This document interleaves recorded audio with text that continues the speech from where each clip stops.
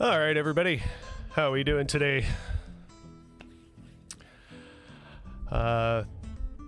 This is, of course, the Rough Report.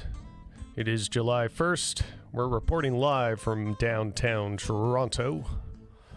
Going to be talking about some things that I find myself diving into over the past little while. So it's, kind of consuming a bit of my consciousness, I guess you could say. It's not something that I normally would want to dive into or spend an awful lot of time on. I don't want to seem like I'm actually targeting anyone in particular as I'm going over this, although it's based on just what I have pulled up, it may seem that way. But we're going to be talking about some online lefty drama. In particular, like there's kind of a large online left community that has a large Twitter presence, YouTube presence / Twitch presence. Like a lot of your popular streamer types are also very popular on Twitter. So a lot of the ongoing sort of drama and arguments take place on both those platforms. So I've been finding myself kind of wrapped up in that a little bit more so than I would normally like to admit, because in terms of different online lefty personalities bickering and stuff like that, in some ways it has value. In some ways I think it really doesn't, in the way people talk about it. And I'm going to be trying to unpack that a little bit, but the more and more I've been trying to think about it and write stuff down and whatnot, it's like I'm kind of having this bouncing back and forth sort of feeling on certain things.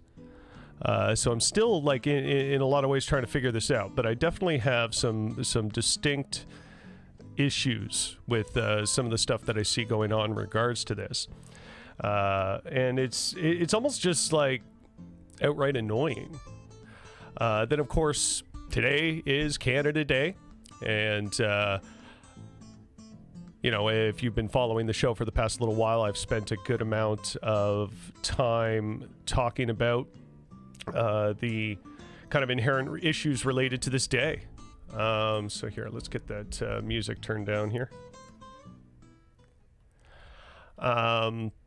So yeah, I've been talking about some of the inherent issues related to this day, most notably in some of the mass graves that we have discovered here in Canada. I think Saskatchewan in particular, that has kind of, it seems to have shaken the public consciousness in a certain way, that is, it's morbid and in its subject matter, and it's kind of forcing people to, at least certain factions of people who are choose to have a conscience about this. It's kind of shaking their sensibilities a little bit in somewhat productive ways, where they're starting to recognize that Canada has a history that they necessarily weren't fully aware of. And then, of course, on the other end of things, there's been the full-on genocide denialism.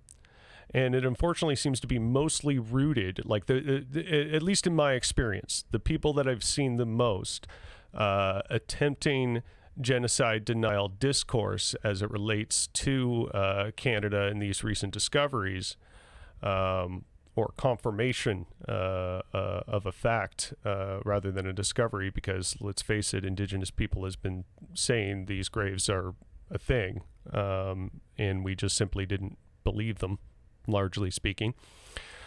But yeah,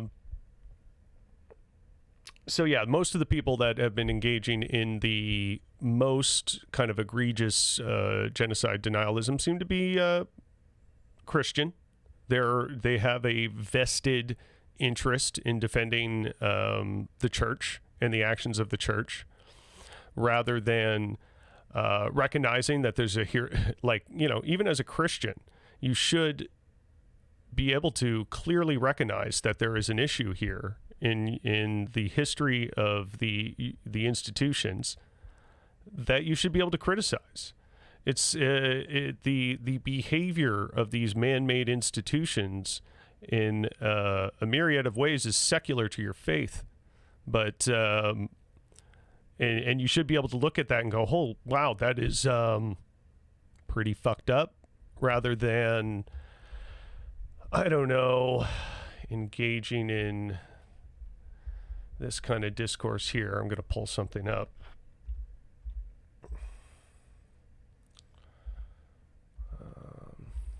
Okay.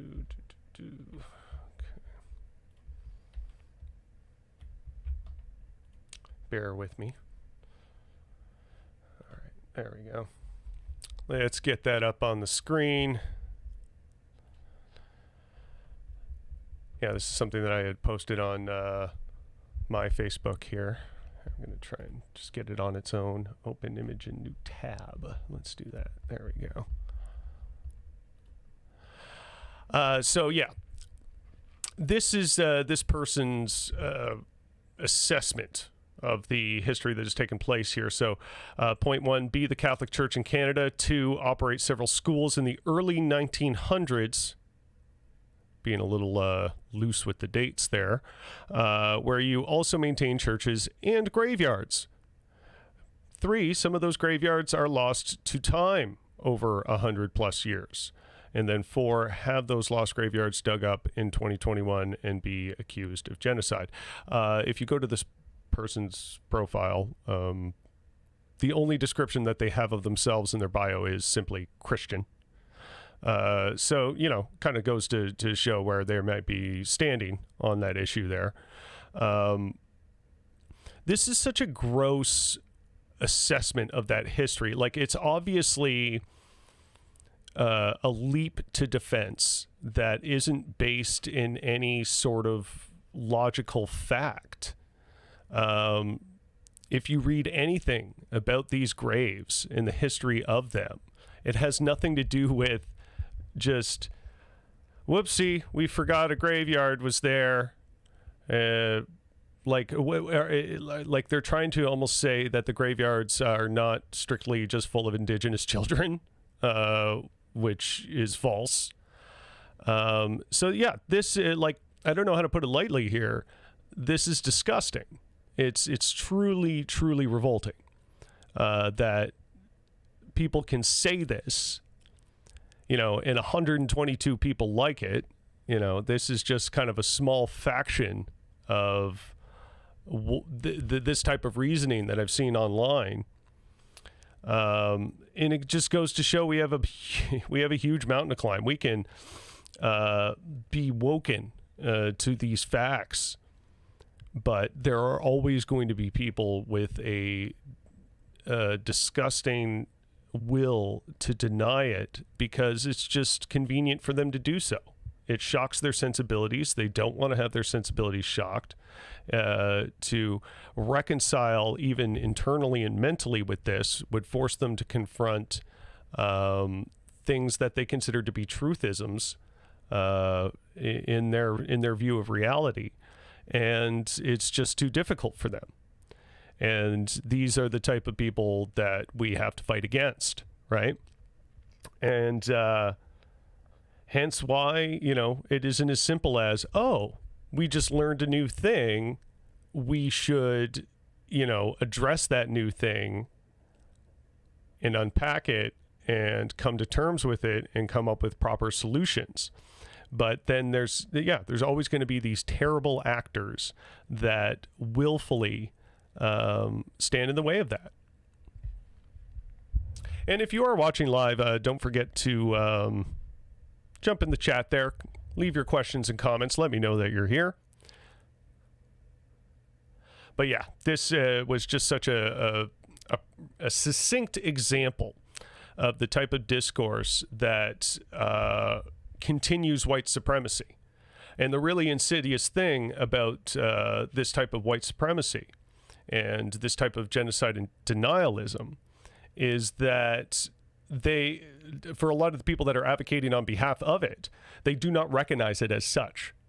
So if you tell them, hey, you are engaging in essentially what is white supremacy and carrying on the history of the Canada's white supremacist history, and you're playing, apologist or having some sort of defense for that, that again shocks their sensibilities, because I'm not a white supremacist. Of course I can't be a white supremacist because X, Y, and Z, because I have people of color in my family, because I have, people of color who are friends, or, coming up with like kind of poor excuses like that as to why they should sort of confront where they're at mentally in regards to this.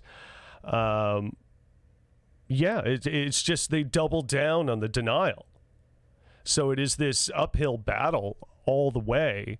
And I think a lot of us who have kind of been recently brought to terms with the fact that this is Canada's history are going to have a particularly hard time with that, because in their minds it's like, well, I just learned this and I can steer course. Why are people behaving this way? And it's shocking and confusing, and I can understand that. Here, let me go back to the... Oop. I always do that. I always switch to the wrong screen in the middle of the stream. Okay. So yeah, if you are watching live and want to join in the chat, be on the Rough Go Facebook or the Rough Go's YouTube. And if you wish to call in, the only method I have of doing that right now is through Facebook Messenger on my personal thing. So if you just happen to be following me on Facebook, feel free to call in. I'm trying to come up with a better method for doing that.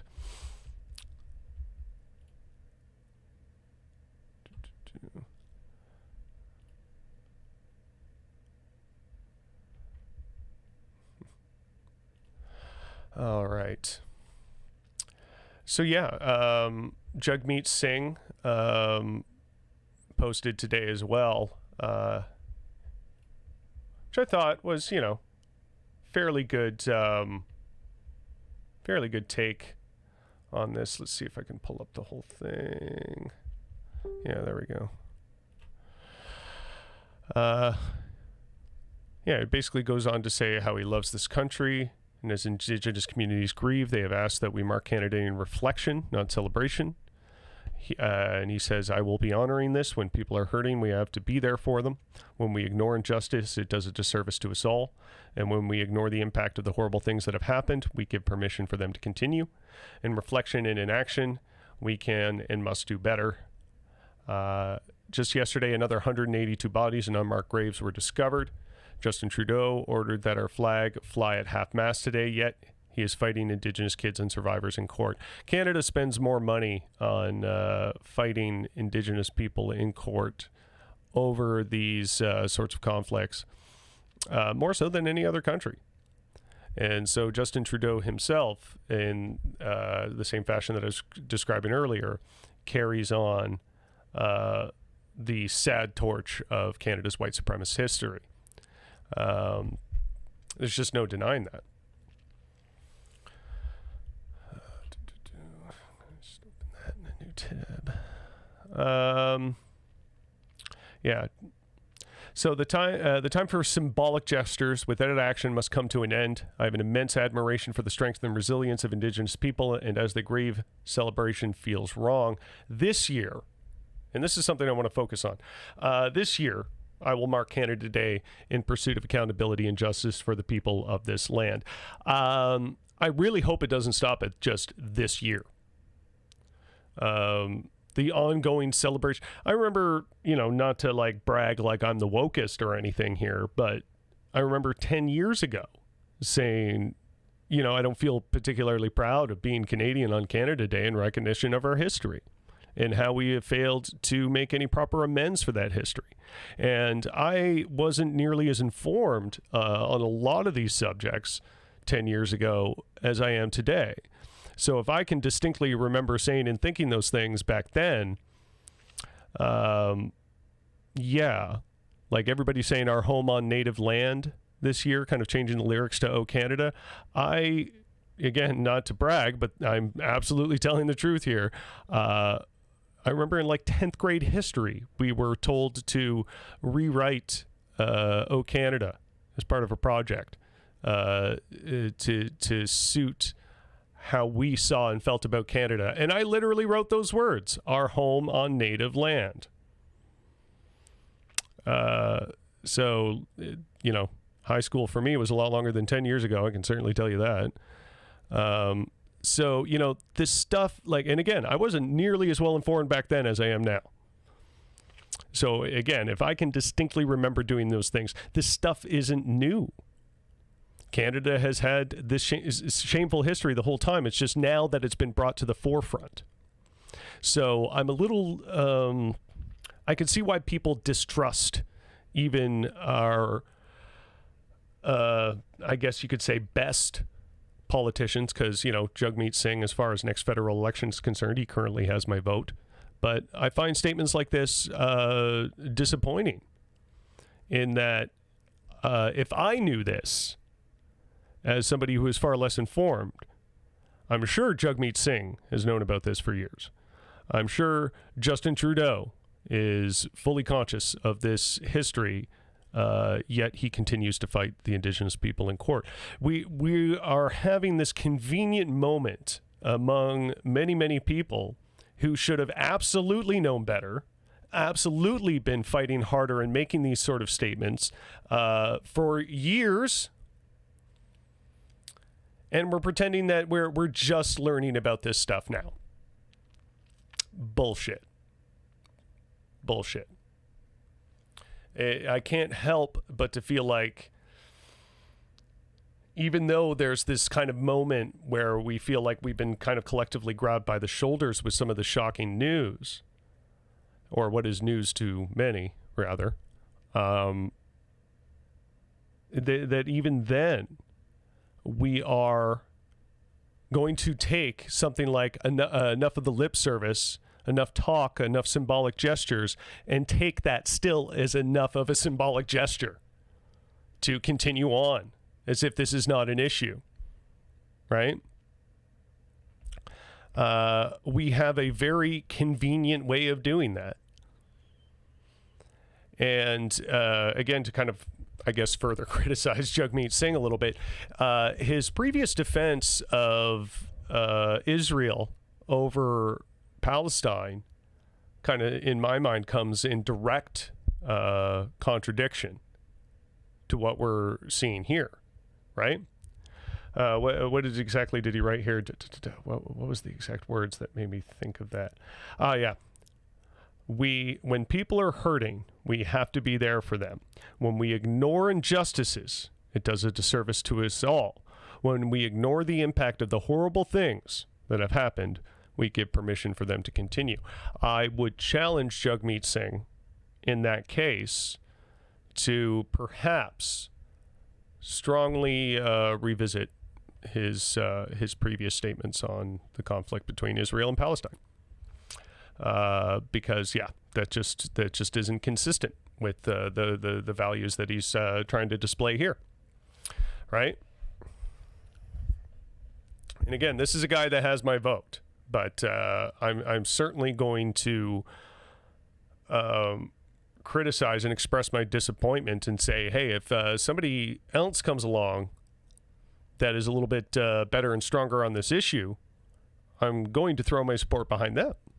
I would hope that a lot of people would make that obvious. I don't know. Like in the way that we talk about these things, we have a tendency to want to, treat our chosen party like a sports team. And that even though if, say, like a player on your favorite team maybe plays a little bit dirty, but he gets the job done, you kind of tend to like him and you'll defend him, even though you kind of know it's dirty.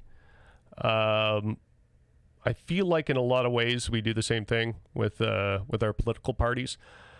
I mean, that seems just like screamingly obvious when you look at kind of the mainstream United States discourse that happens down there. But it's certainly a thing in Canada too.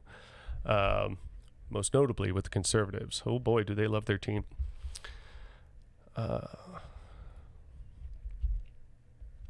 Again, if you are watching live, let me know you're here. I want to know.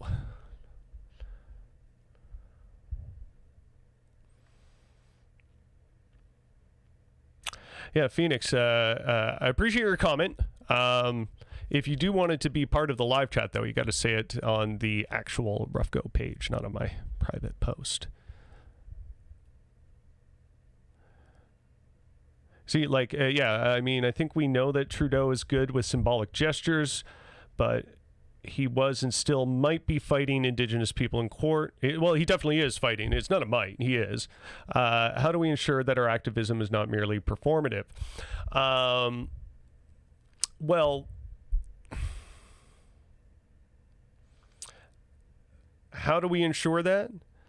By not accepting these symbolic gestures. That we are going to even continue to pressure people who are as ostensibly or visibly or verbally good on this issue as Jagmeet Singh, and continue to put pressure on the fact that, okay, great, flags at half-mast, get them water. Okay, great, we're not celebrating Canada Day this year. Get them fucking water. Right? It is going to continue to be nothing but performative until there is a physical change. We have to accept that. How do we accept, how do we make sure that our discourse is not merely performative? And actually, this is kind of convenient because it crosses over into this whole lefty drama stuff that I wanted to touch on the stream today. But doing stuff is the way, like, this is performative right now. The discussions we're having is performative. All the statements we make are performative until something is done about it. Until they can turn on a tap and water's flowing out of it, for example, amongst the many other problems. But to me, just having drinking water is something that stands out as pretty freaking important, as like a basic baseline to make sure we're doing the right thing here, right?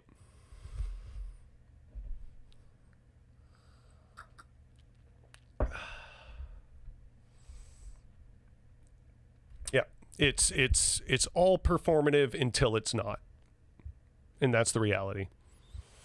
And it's frustrating that it's that way, that I myself, in many respects, can only feel like I can give this performance, right? But fortunately, there's a lot of people out there, like even in, as I previously said, one of the more racist towns in Ontario, London, Ontario, I saw some great photos and footage of large gatherings of people in orange shirts, demonstrating that, they care about this and they're showing up and gathering. That's a big thing. Even more so than just talking about it online. They're actually showing up in a massive group of people. Even if that's pure symbolism, it's a greater symbolism than anything we can do with just words, if that makes any sense. We got a comment from New Dawn in the YouTube chat. Okay, yeah, that's the YouTube symbol. Yes, that's why our resolutions and demands have to be front and center. So it's not just blind outrage, but we're actually demanding improvement in living conditions. Exactly. And that's my problem with a lot of this kind of online left woke discourse. And the more they use the freaking word woke, it kind of drives me crazy. And I know I've used it a lot. Anybody who's watched me or seen a lot of my posts knows I love to both use the word woke and wokeness in irony and in total lack thereof. But there comes to a point where you just like hear it used and hear it talked about so much, and that these people, who are regarding themselves as big lefties, spend an exuberant amount of time on identity politics that are not necessarily prudent to giving us that change. You know, we like in the sense of we can talk about, oh, protect the indigenous, recognize Canada's history. We won't be celebrating. We'll be mourning. We'll be grieving. We'll be, you know, conscious of this. But then, you know, in effect, do nothing.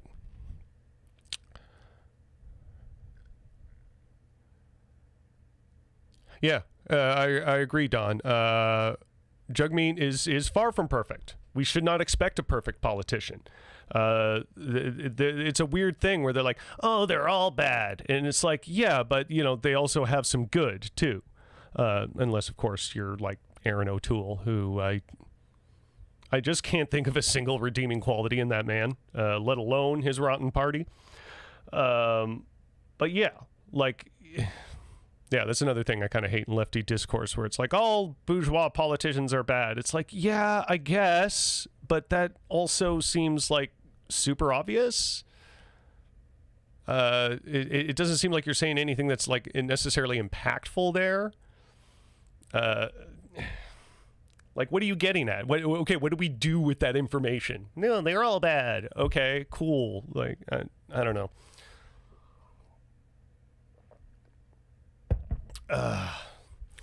So yeah, there's like just this lot of like a weird focus on just talking about the woke language and like how, you know, oh, these people in when they tweet one thing and then they tweet another thing, and it's like it's all just on Twitter. I agree that your discourse should be like consistent and sharp and based in fact and based in a proper back and forth, but and that, you know, maybe some of the people I'm going to be focusing on here are a little bit on the younger side, and I might have been a lot like them 10, 12, 15 years ago. But still, one of the things that exploded today in the online discourse world is let's see if I can pull this up here. I did have it set aside. Okay. There are, especially in this type of like lefty end of Twitter, a particular amount of queer representation that is in like just trans and pansexual people. You know, just a lot of general queer representation in a lot of these groups. A lot of them are kind of like in Gen Z or maybe like just the youngest of the millennials.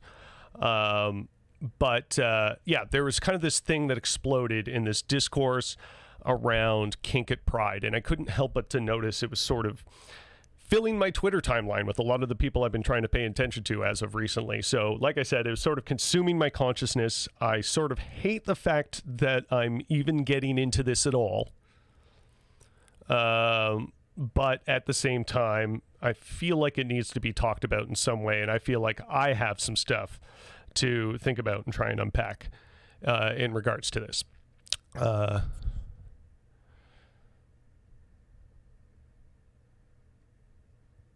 Yeah, I definitely, fortunately, I guess, in a way, I have this benefit in my family. A lot of the people in my family that I talk to on the regular are pretty much all NDP voters and always have been. And it's, in a big way, almost the reason I started voting NDP, like my grandfather, who, just passed away earlier this year. He was a big NDP guy. He was big into his union. So definitely like his influence impacted me in that sort of way. So I guess in a way I had the cool family politically in a certain way. Cool seems like a cringe word to use, but you get what I'm saying. They weren't voting conservative, okay? But yes, I would absolutely insist on that. The people in your life that you are around and talk to on a regular basis, whether that be family, coworkers, friends. Personally, I've gotten away from a lot of friendships for people who I felt like their sense of political consciousness and social consciousness and sense of justice and injustice that was badly immature. I can say I've definitely just don't talk to a lot of those people anymore. It's kind of the way that is.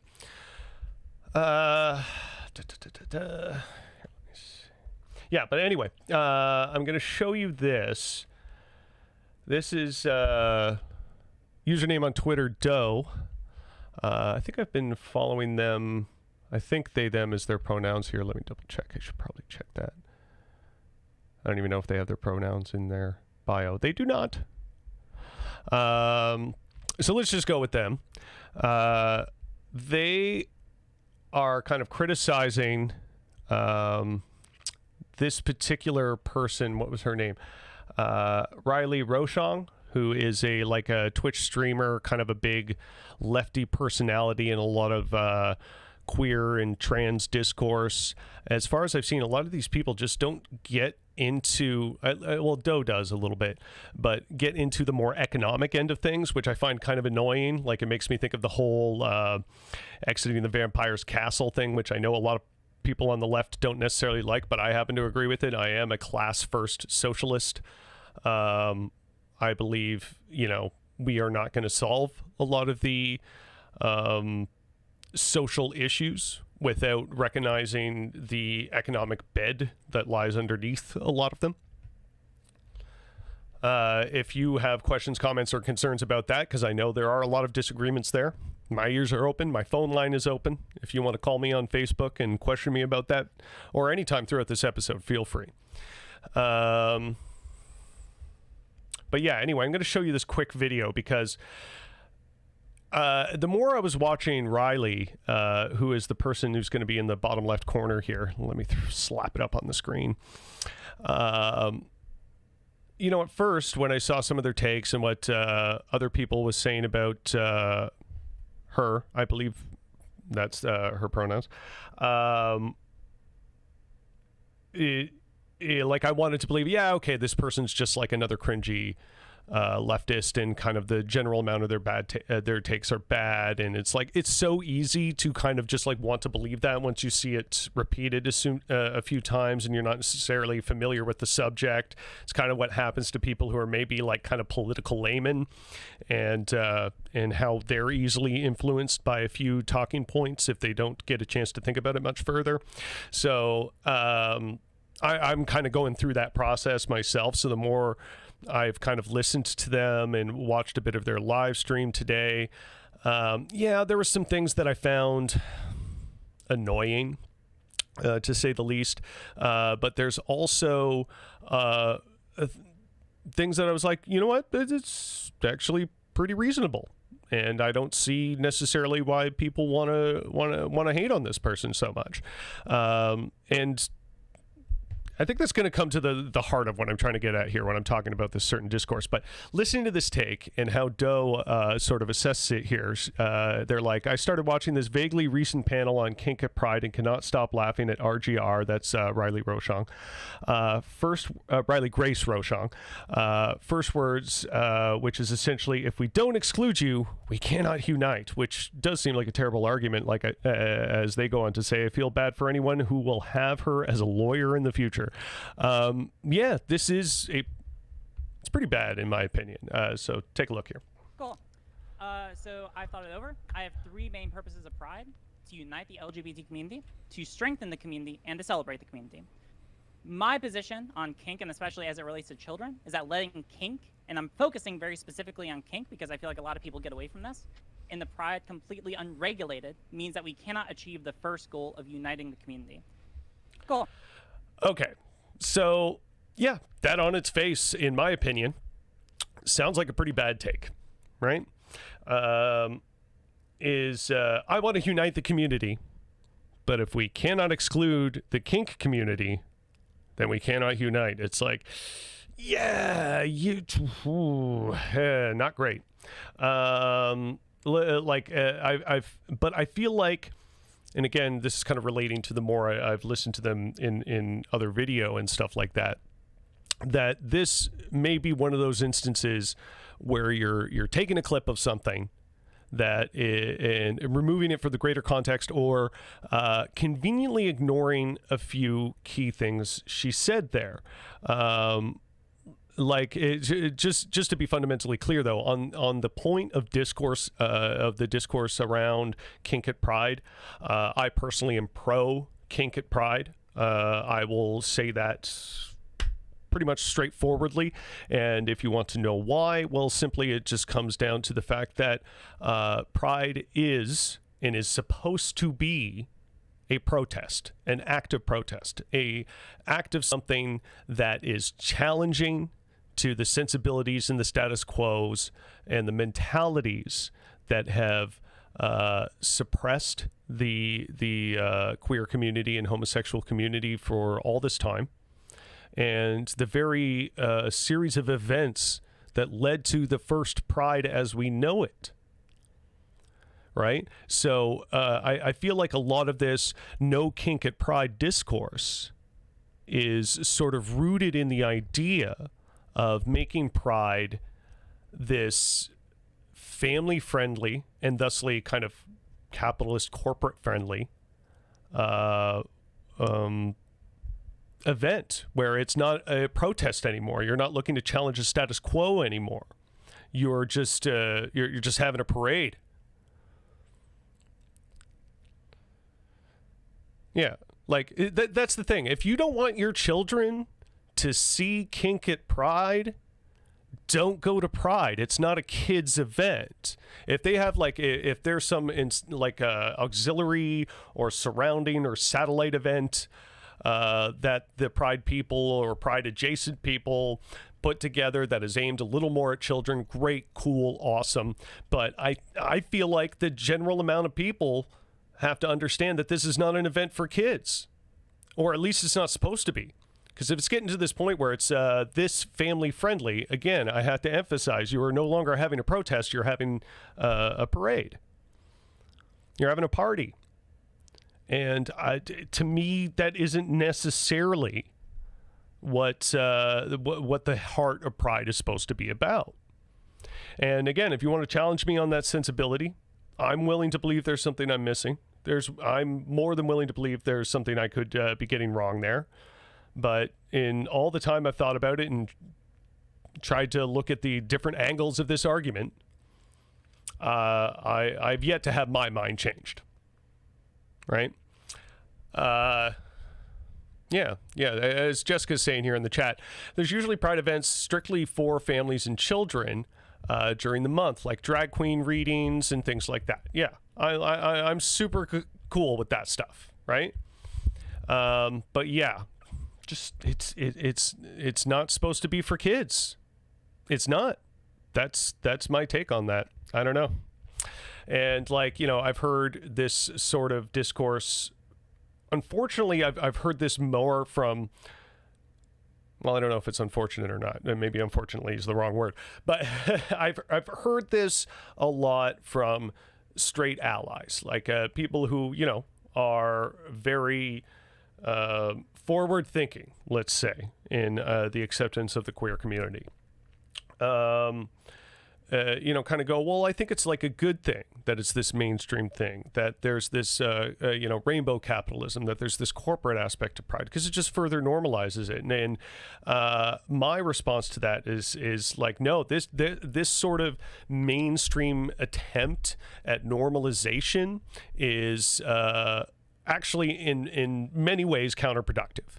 Because if you think about it, if you look at a lot of the company Twitter accounts, in certain regions where homosexuality is a lot less favored, they simply don't have their little Pride logos and don't talk about Pride. But they talk about it in the regions where they know it tests well and it scores well and it does well for marketing. So really, what are they doing? What are they doing for us other than just trying to capitalize on the event? Are they furthering normalization? No. This isn't further normalization. They're just doing what's convenient. And it's kind of all part and parcel to the whole thing about making kink at Pride. So, I feel like Riley has a very shit point in that, but there's also a key word I wanted to focus on that maybe people are missing in giving them her an unfair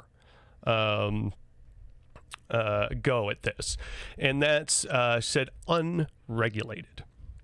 And I think that's a point, like where we have unregulated kink, where it's like, well, if the kink is just everywhere, and there are no satellite events that can maybe reach out to younger people that could help them have a more positive and understanding outlook of queer people and how they have a tendency to maybe be marginalized in society and how they should be conscious of that. That could be a very important aspect.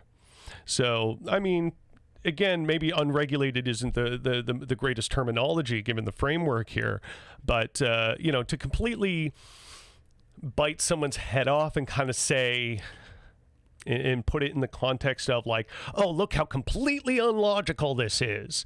It's like, this is why people get the idea that, amongst these online lefties and social media personalities and stuff, that they're just in it for clout, especially when a lot of them are like Twitch streamers who play a lot of video games and stuff. And it's like, almost seems like the politics are sort of just like a convenient way of cultivating their audience to boost their views and stuff like that. There's a lot of like, sort of not great, suspicious things that you can easily think about these people, given the type of discourse that they like to lay into and the sort of things that they like to spend their time on.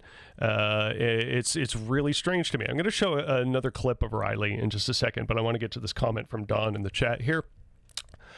I think there might be LGBTQ folks who want their sexuality to be normalized, so they don't want to be associated with more transgressive things. I am pro kink, but I'm trying to see the other side.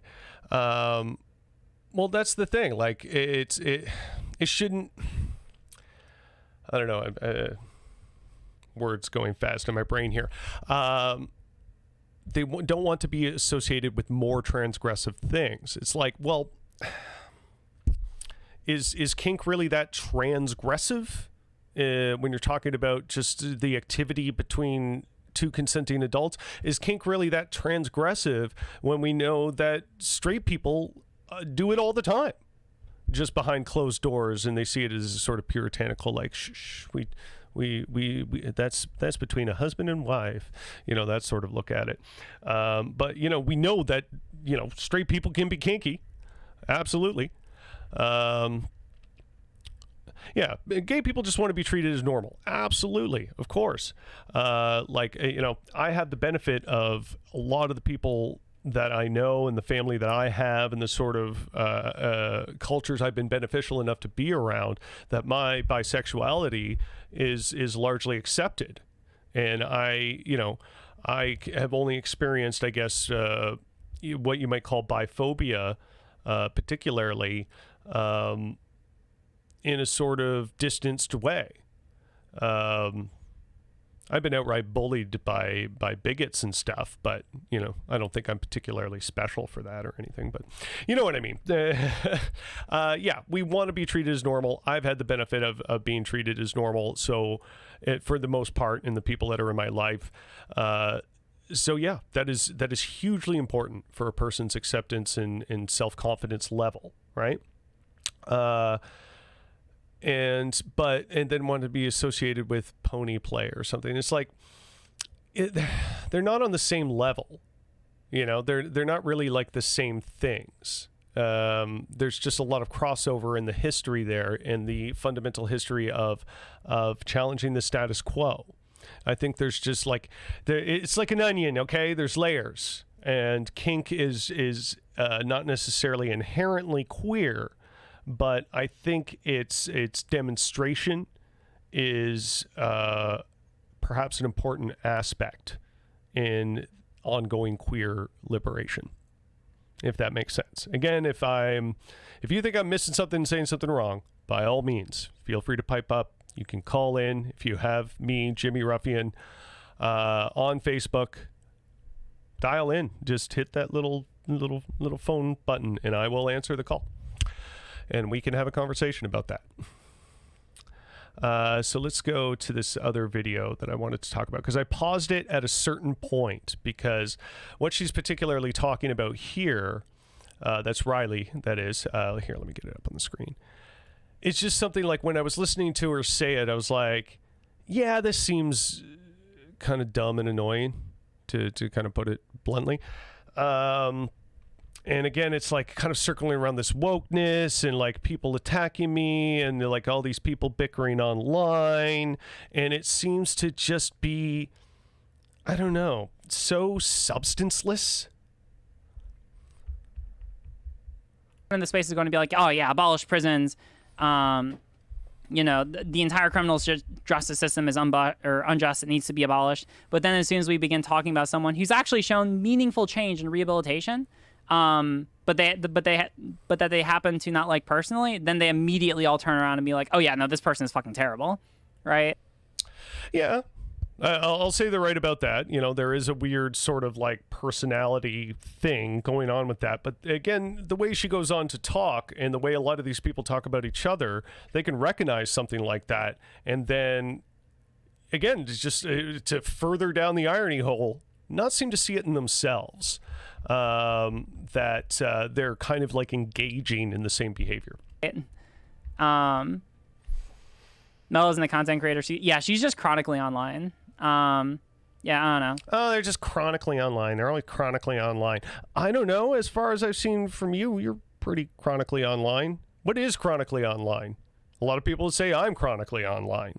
I don't think so.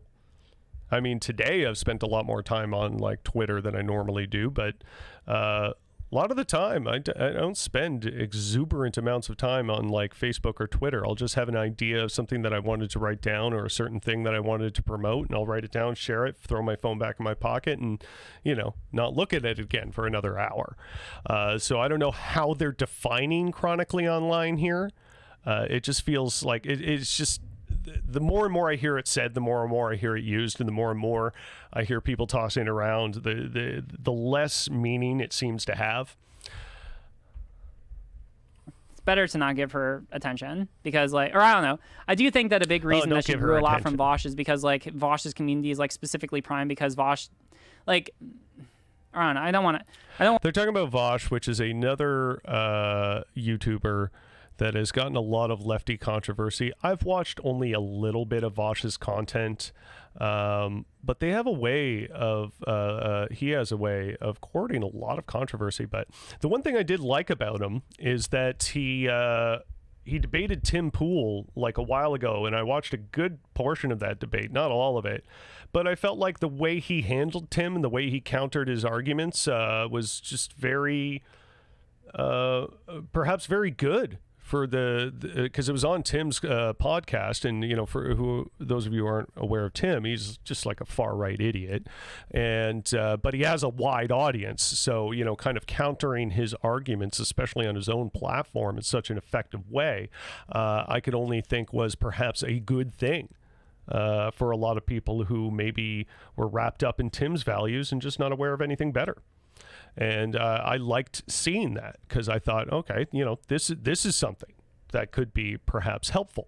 And then, you know, other people talk about Vosh and they're going on about like how, you know, he's dropped the N-bomb before, and that means like he should just be canceled or removed from the map. And it's like in a lot of ways, maybe, yeah, I haven't personally heard him say that, but obviously enough people seem to agree that he said it, that it's a thing. So, you know, like if whether I personally heard him say it or not may be entirely irrelevant, right? But like, yeah, here, let me go to what Don's saying here.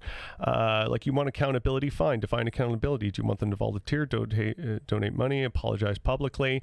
Yeah, like to me, accountability when you're talking about a lot of this online stuff, is a really great example of that is probably like James Gunn, who he was the director of the first, he's going to be directing the third one, Guardians of the Galaxy movies, and he's also done the Suicide Squad movie, and that's going to be coming out soon. It looks incredible.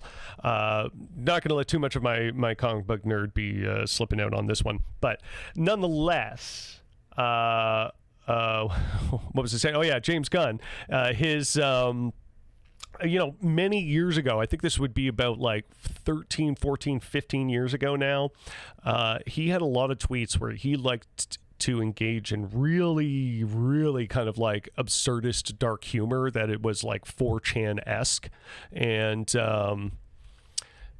he said a lot of really kind of fucked up stuff that was just like, oh, look at me, I'm so edgy kind of thing, right?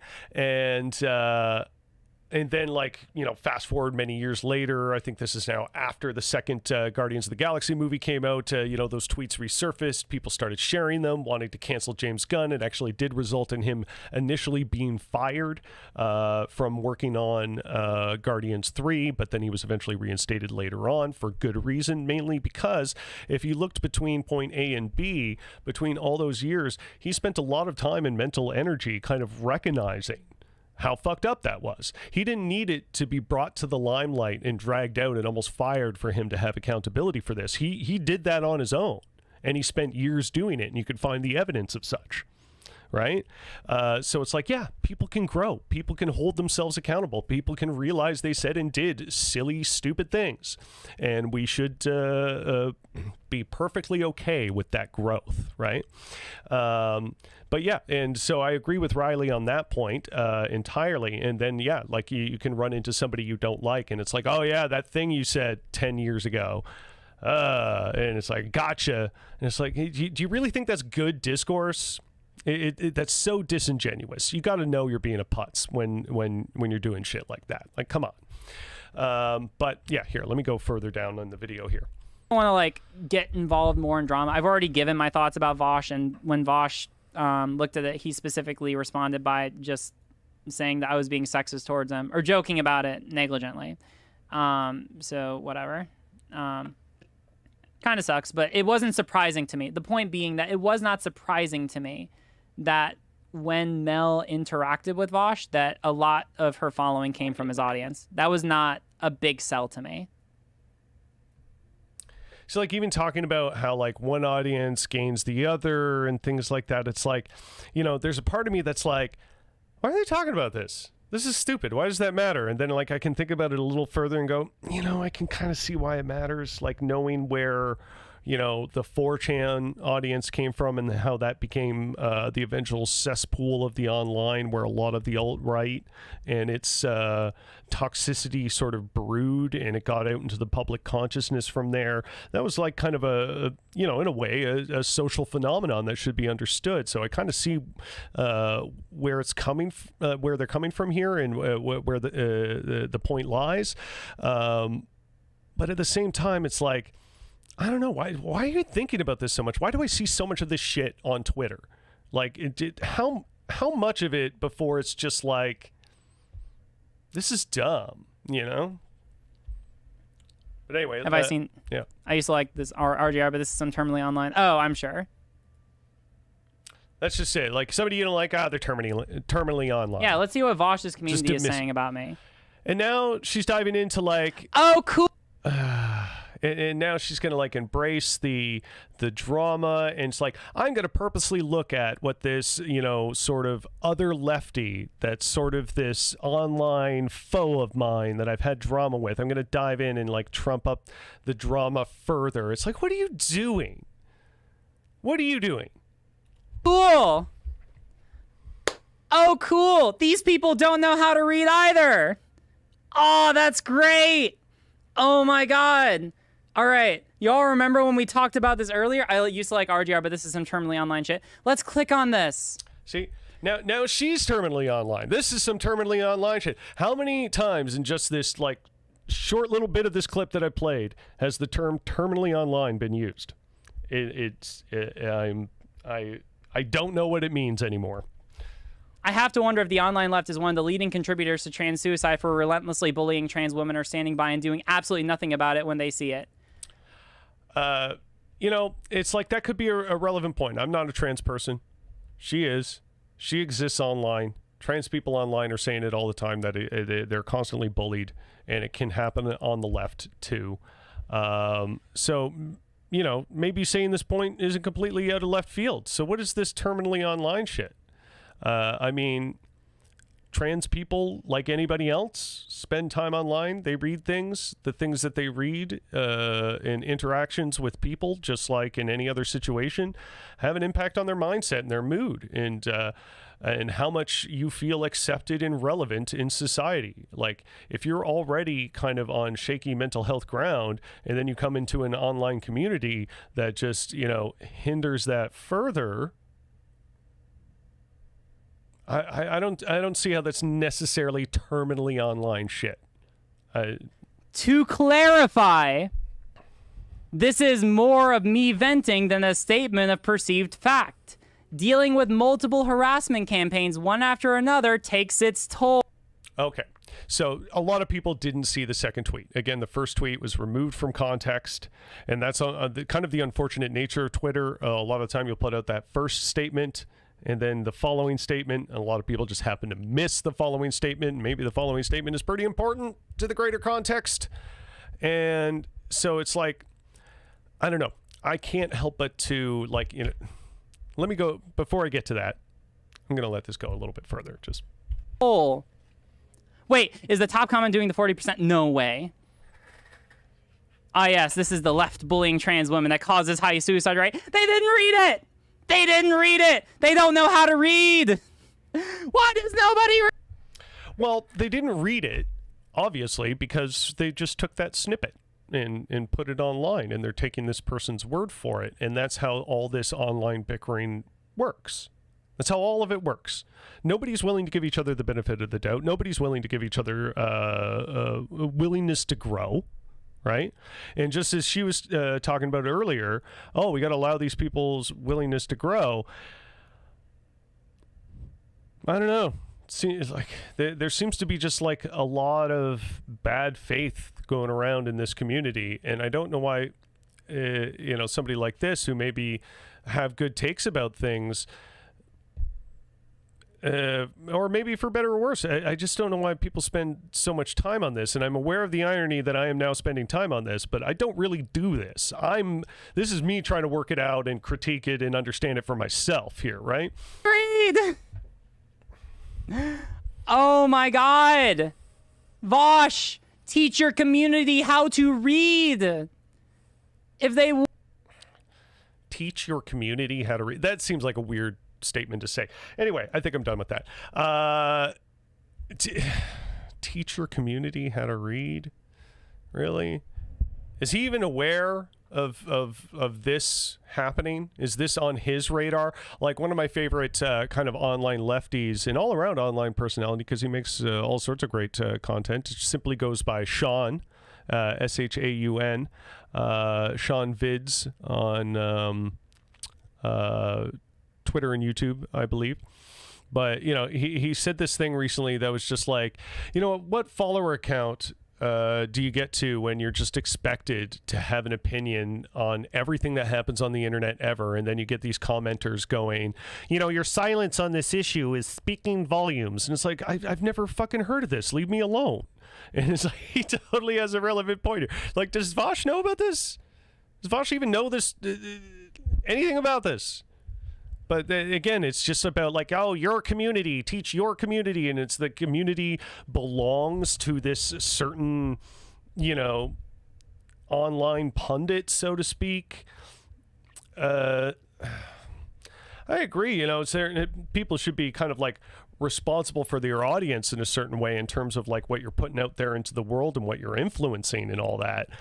There's a degree of that, but I don't think that necessarily applies here. Let me get to Don's comments here. I think that it's even more nefarious when leftists cancel their own commentators. At this point, quite a few left-wing folks are afraid to keep making content. It's stifling creativity. I don't necessarily know about that. Like, personally, I'm not afraid of it. I mean, I've definitely had people take those kind of swings at me in the smaller scale audience that I have. I remember there was like an instance, I think a year or two ago, something like that, where this woman, it was in some like kind of lefty leaning group. I can't remember which one on Facebook, but we ended up getting into back and forth about elections and how elections are conducted in like Canada, the United States, and whether leftists should vote or not. And of course, I'm pro-voting.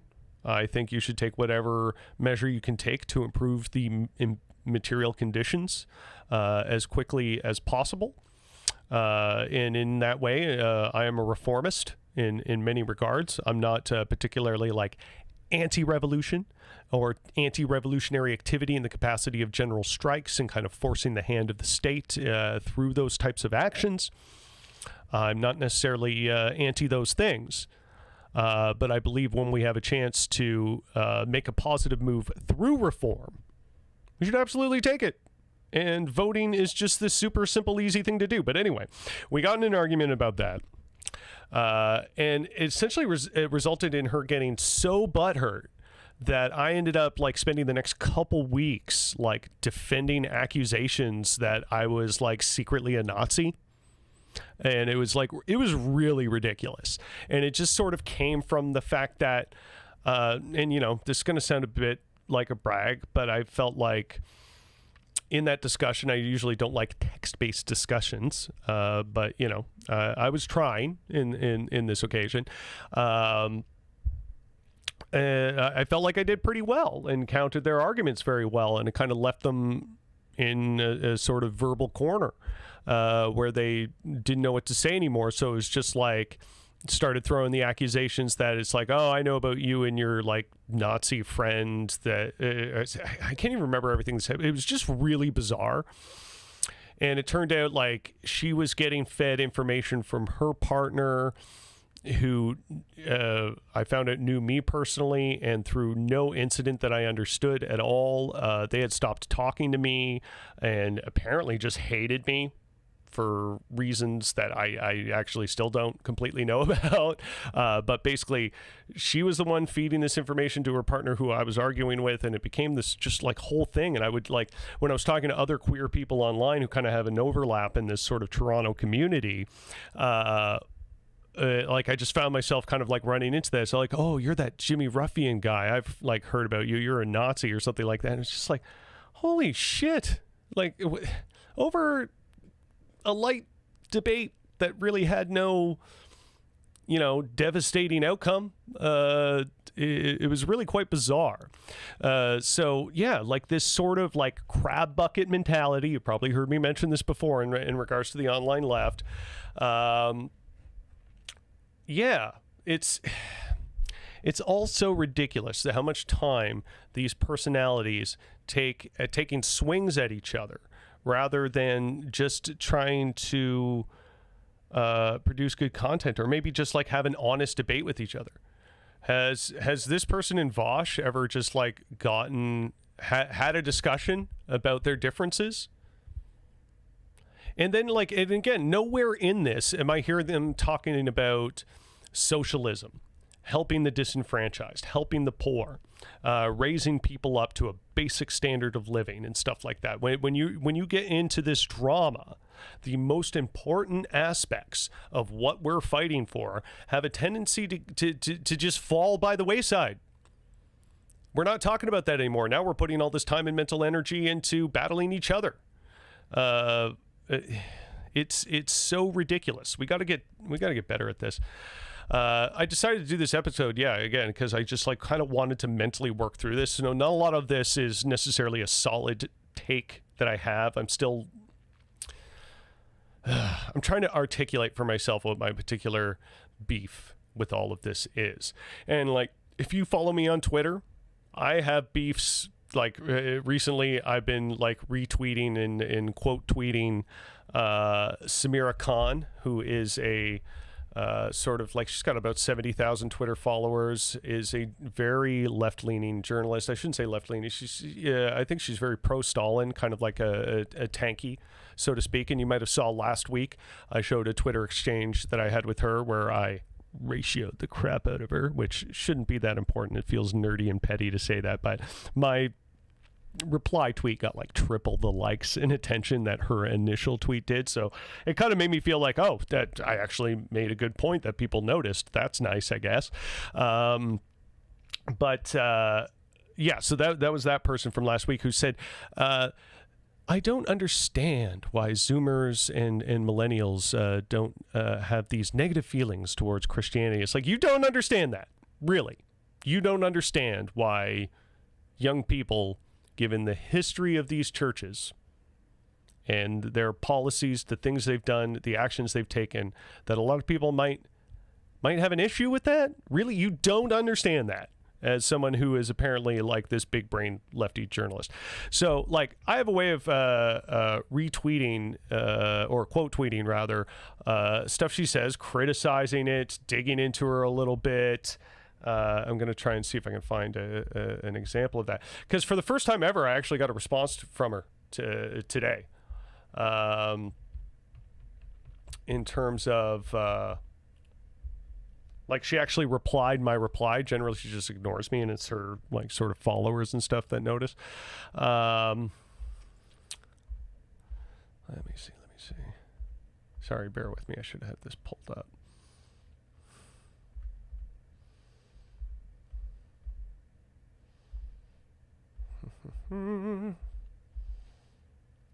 Okay, here it is.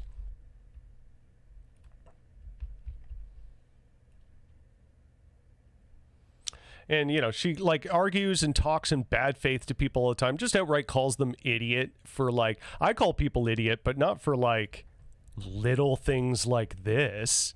So, yeah, I've been kind of chirping at her off and on for, like, a week now, I think, just because I'm finding all her takes to be so, like, I'm not sure. I've gotten to this point where I'm legitimately not sure why there's this online faction that of lefties that seems to think she's like really good and cool and kind of like stands her in a way. But yeah, so she's like, basically it's this ongoing argument that like she kind of related to something she tweeted earlier, saying like the vast majority of Americans don't want nationalized healthcare. She's like, Americans don't want nationalized healthcare, and people are kind of like, well, what are you talking about? They're really pro Medicare for all, and that's sort of what you're seeing demonstrated on the screen here. Let me make it big for you. It might be easier to see. She said, like, yeah, here, let's go over with the mouse. Incorrect. The vast majority of Americans want nationalized healthcare. He's saying that kind of without any real evidence, given that there's no link or like statistic cited here. And she goes, no. And it's like, you're the one with the blue check mark here. You're the one who's supposed to be the smarty pants that informs people. But yet she continues to talk to people this way. That like a lot of her interactions seem to be like this. And it's like, what are you doing? But anyway, yeah, 70% of Americans support Medicare for all proposal. This person says in response. And, you know, let's note that he has Free Palestine in there. He's on the general good side of things. This isn't maybe like, you know, you're politically kind of on the same team here. Maybe criticize each other, but there could be good discourse to be had, something to grow from. What is Samira's response being the kind of more popular and powerful and one with the greater reach in this scenario? Her response is, Medicare for all doesn't nationalize healthcare, idiot. And it's like, you're not even going to attempt to educate any of your audience here on this, huh? You're just going to make your snide remarks and not explain any further. And I'm always suspicious of people who have that like omission technique where they're just like, well, you're wrong. Zip. And don't have any further explanation.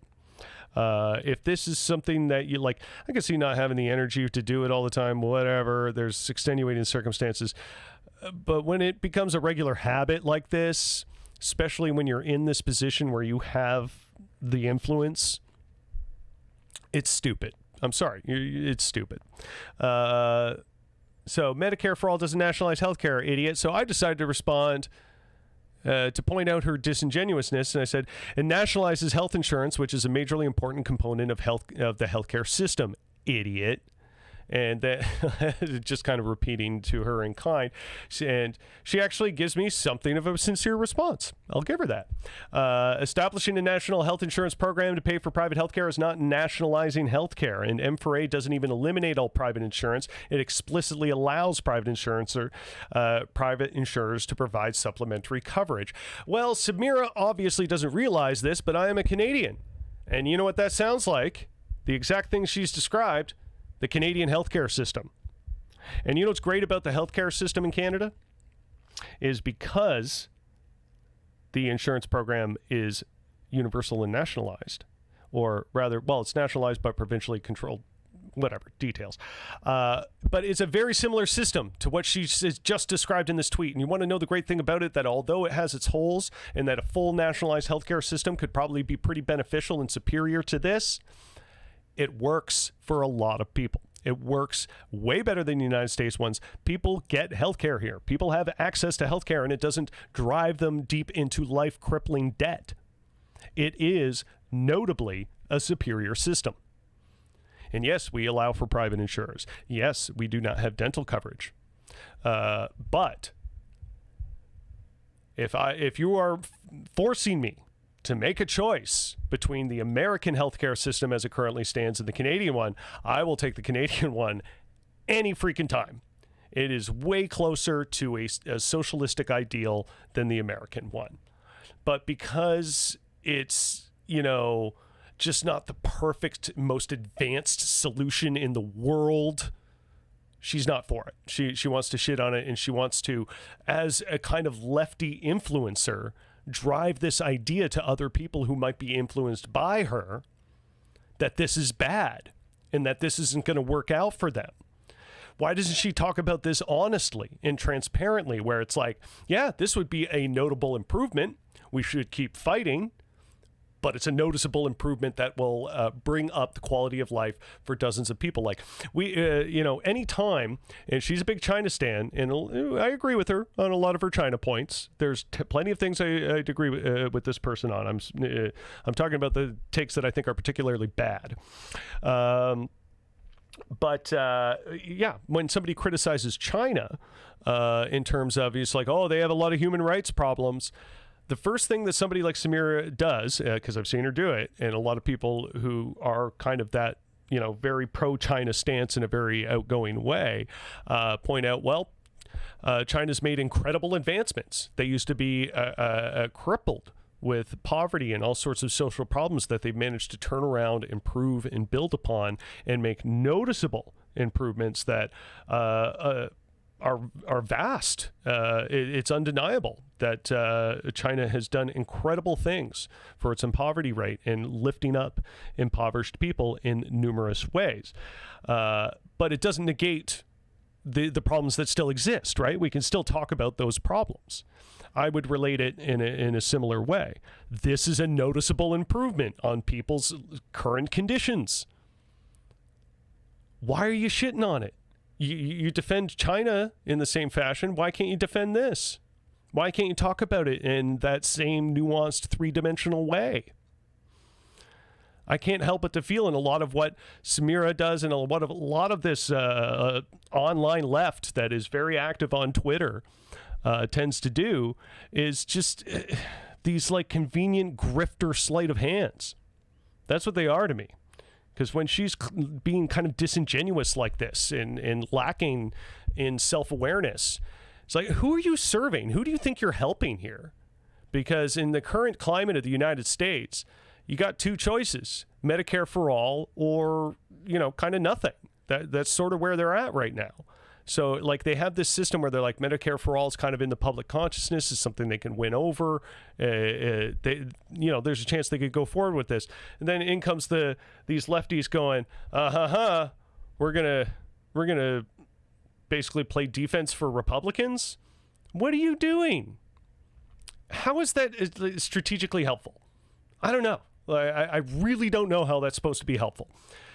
She points out, additionally, private health insurers employers may only offer coverage that is supplemental to and not duplicative benefits provided under the program. it seems really freaking similar to the Canadian system. And I cannot emphasize enough that although the Canadian system could use a lot of improvements in a lot of like, I could get into a whole thing about how, you know, current conservative government made provincial cuts to the healthcare system, and, you know, that hinders it and all that. Like there's multi-layered problems in there, but again, way better than the American system, especially for poorer and working class people. And I thought, Samira, these are the people that we were supposed to be helping. I don't know. Maybe you're not down with that, but I am. So yeah. Anyway, I think that was pretty much today's episode. I didn't dive into the online lefty drama nearly as much as I thought I was going to initially, but I'm sort of glad it ended up that way, because again, I don't want to be that guy. I don't want to be part of this. My thing where I wanted to, like, the reason I started this show is because, you know, COVID. I was stuck inside and I felt like being creative, and I thought, well, I'm very political online, and a lot of people seem to like how I explain things. I never really strived to be a big online personality, nor am I really. I have my, like, you know, few hundred followers on each platform here and there, whatever. So I'm not nearly as prominent as some of the people I've been talking about. But, you know, I wanted to, for the people that were around me and that would listen to me, and I might be able to have a positive impact on, help improve their discourse and their way of looking at things and their understanding of this landscape, rather than diving into interpersonal petty drivel, and all this stuff, because it just cheapens the whole thing to me. Like, there's, again, it's nuanced. There's aspects of it that, yeah, we need to criticize each other and hold each other accountable in certain ways, but, you know, if you understand what I'm saying, based on some of the things I've said previously, I think it gets pretty freaking silly, and it becomes harder and harder to want to listen to some of these online figures, because they get to be, in a way, just as griftery and disingenuous as any Tim Pool or Steven Crowder or, you know, David Rubin, any of those idiots. Let's get back to Dawn's comments here. She's written a couple more. I saw them pop up, but I was trying to ignore them because I had a thing going. So I'm sorry. I'm going to get to your comments here. The issue is that people know they have no power to cancel JK, so they go after... Oh, wait. Did I miss something before that? Oh, I'm talking about people who are part of a minority mostly, because people cannot tell the difference between canceling JK Rowling and canceling a small content creator. Yeah, I think there's that aspect to it, like holding these two very different kind of levels of power to the entirely same standard maybe is not a great thing. That's a relevant point. And the issue is that people know they have no power to cancel JK, so they go after small creators and have nowhere to go after being canceled by their community. Yeah, my thing is, like, when I kind of faced what I was talking about in terms of like a minor bit of that cancel culture or whatever, however you want to put it, in my own experience, I don't know. I just kind of said, fuck it. Keep going. Keep trying to just do better. If these people want to cancel you and try to remove you from their lives and talk shit about you, I don't know. That doesn't have anything to do with me. That's their world. That's their problem. You know, I'm going to keep doing me, and do the best I can. And to me, that's, you know, I don't know. There's no other better way to handle that, because I would hope that, you know, at my most petty, if I wanted to get the dunk on somebody, me continuing that way is kind of the best revenge. Fuck them. Who cares? And what else did she say here? Sorry, well, you say I seen Dawn as DAWN, so I'm assuming you're a she.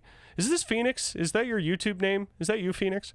Sorry if I'm wrong. And Dawn says, you're above it. I guess that's in relation to the online lefty drama. You're above it. You are actually eloquent and tolerant, not like majority of leftist Twitter. I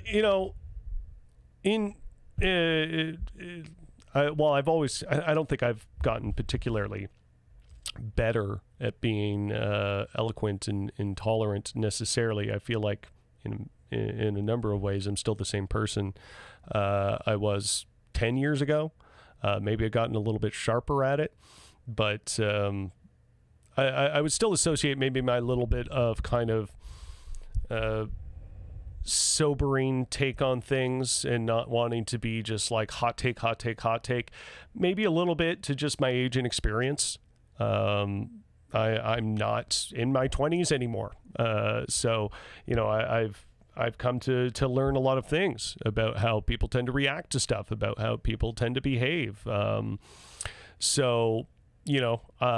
terms of my online presence in what I do, maybe I'm not the most glitzy, glamorous, and attention grabbing.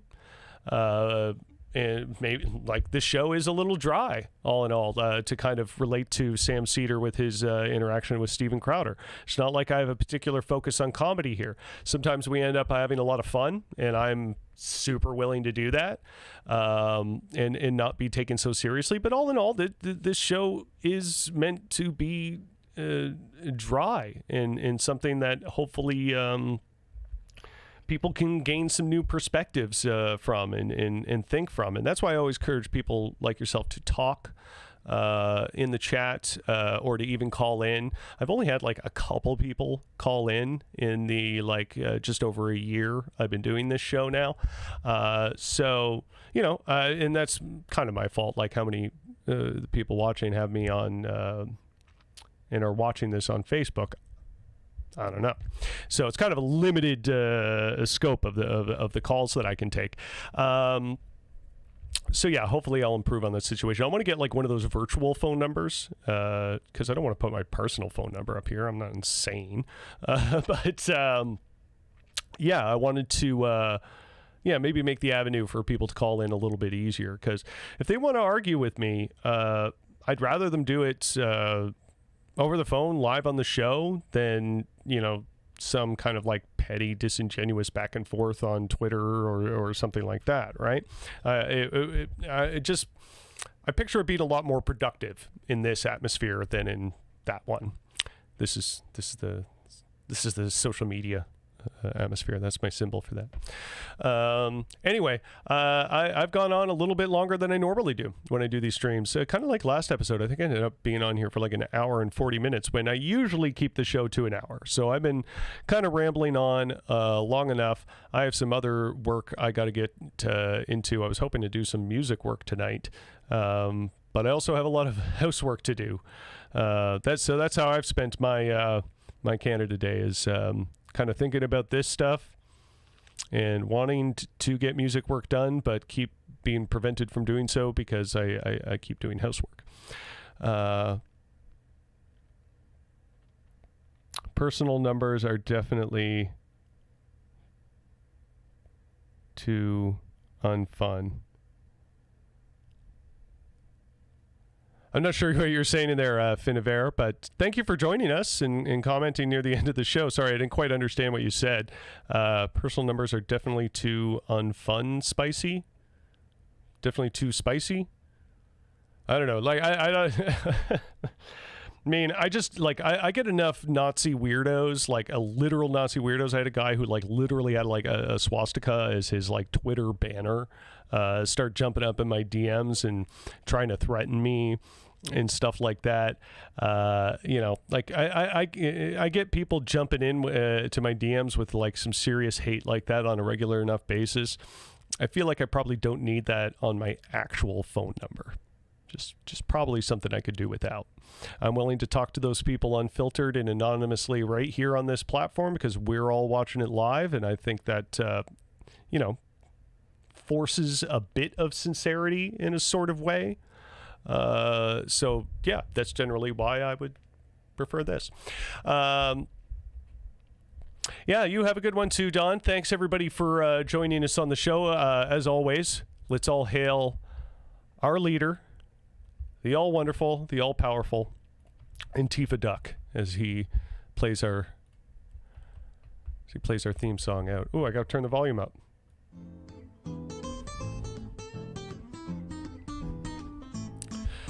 That is the leader of Antifa, this duck. He's the one who distributes the George Soros checks. Oh yeah, there was another thing about George Soros that Samira Khan said today. Anyway, check out my Twitter feed if you want to know about that. I'm not going to talk about it now.